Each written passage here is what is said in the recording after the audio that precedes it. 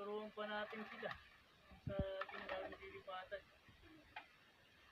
Pag hindi natin sila naturuan doon, sigurado wala tayong lalaro mga kapatid. Sayang, yung ating piniling mga ring. Maganda yung mga kondisyon ng mga ibon natin, mga kapatid. Bilog na. Panginayang lang kapag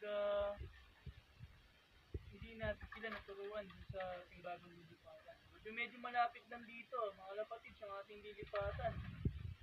So, siyempre, hindi natin alam kung tuturuan natin sila. Kasi yung pwesto natin doon, hindi nasa rooftop, hindi nasa baba ng building. So, mahirapan tayo. Pero ganun pa man, tatry natin mga kapatid. Sana maturuan natin sila ron. Kung hindi tayo makapaglaro.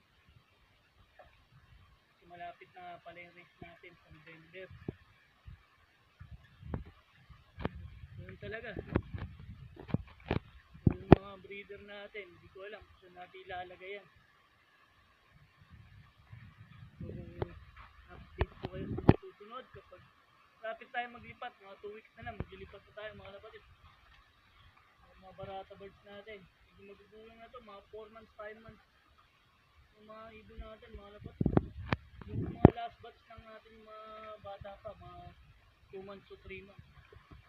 So, bahala na. Sana maturuan natin sila.